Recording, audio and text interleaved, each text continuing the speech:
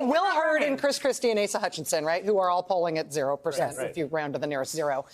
They're all taking him on in this regard. But all the rest of them are going to say that the lesson of today, the important thing to know about today, is that the Justice Department is terrible, the FBI is terrible, and American law enforcement needs to be dismantled because conservatives can't get a fair shake, and they're coming after Trump because they can't come after you, but it's only because they want to come after you. That will be the Republican line of the entire Republican political class. We've already seen it today from Kevin McCarthy. Aren't all the witnesses, just like almost all the people who spoke in the January 6th hearings, Republicans? Yes. I mean, Mike Pence, the guy who figures prominently in this indictment, today is saying, I chose the Constitution. That's what this reflects. But also, this is a distraction from President Biden's failed economic policies. That is a tough one. If I were Joe Biden, I wouldn't say anything about this, but I would go have a rally at the State Farm Arena in Atlanta, and I'd go to Detroit, and I'd go to all of the other places where Donald Trump was committed this election fraud. And by the way, I just want to say this.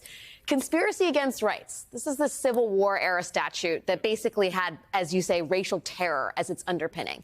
Let us not forget that the thing Donald Trump was trying to do was disenfranchise the votes of urban Democratic centers where there are disproportionate numbers of black and brown voters. I am not saying that racism was the explicit goal, but it is certainly a cross current of what was happening here. Call them up in Detroit. Call them up at the State Farm Arena. I mean, all these centers where they wanted the recounts, where they thought there was fraud, the invocation of Ruby Freeman and Shay Moss multiple times on the phone with the Georgia Secretary of State. 20 times. The obsession. Giuliani calling them drug dealers. Exactly. The notion that somehow these black and brown Democratic votes needed to be thrown out. These were the centers of fraud. I mean, there is something there. Totally. There is a cross-pollination with the legacy of the statute that he is being charged with. And I was going to say, Trump's also on a huge losing streak. So if we're just talking about him in politics, he got fewer votes in 16, but eked it out to the Electoral College.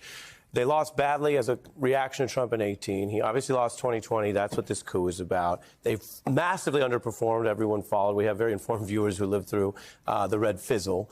And this stuff hurts. And so while you said such important things tonight, Rachel, that we all take seriously, that he is legally presumed innocent, that nothing about this should be approached inside the DOJ or the government from a partisan lens, and thus far we haven't seen evidence of that. And if we did, we'd report it. That would be bad.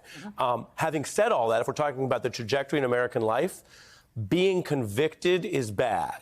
Being a defendant with a lot of evidence is bad. Being a convicted person who has the right to appeal, and he definitely does, and Lawrence reminded everyone that tonight, is also bad. And so it's interesting when we think about the civil rights context, which you and others have raised tonight. You know, they wanted, the racists wanted to show Martin Luther King in the prison garb and put that photo out there and to make the point that he's a convict. And he was arguing, well, no, there's something wrong with the laws.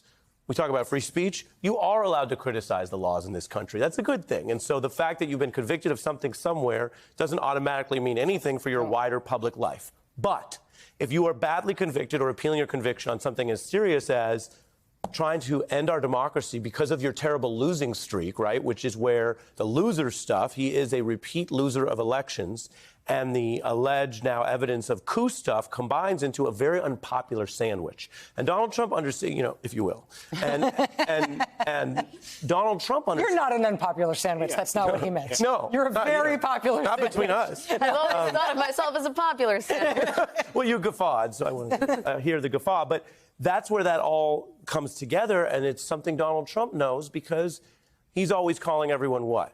Loser? Loser. Mm-hmm. Or accusing them of being a criminal, that this person's crooked or that person's under investigation, or what was his first impeachment about?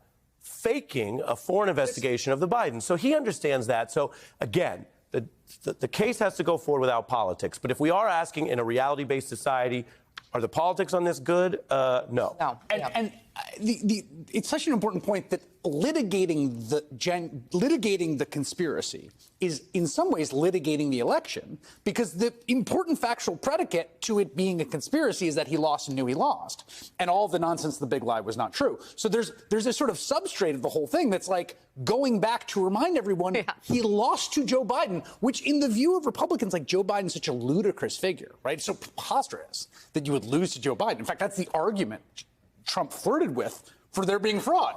How can me, your favorite president, lost to Joe Biden? But the litigation of this and what's spelled out in the indictment is like reminding everyone that, yes, indeed, you lost to Joe Biden by 7 million votes. One of Trump's lawyers is already saying tonight in response to the indictment that what they're looking forward to the trial because they're going to disprove all these assertions that these were false claims of voter fraud. They're going to prove once and for all that the election was stolen and this. So think about what Mike Pence wants to do. He's saying to the American people, let's focus on Bidenomics. You know who else wants to do that? Joe Biden. Yes, exactly right. Joe Biden would love for us to be doing a primetime special talking about the successes of Joe Biden and Bidenomics. State Farm Arena, he would love to go down there and talk about the infrastructure project. So it's like, have at it, Mike Pence. Joe Biden's desperate to talk about those successes because he's threaded this needle and it's working.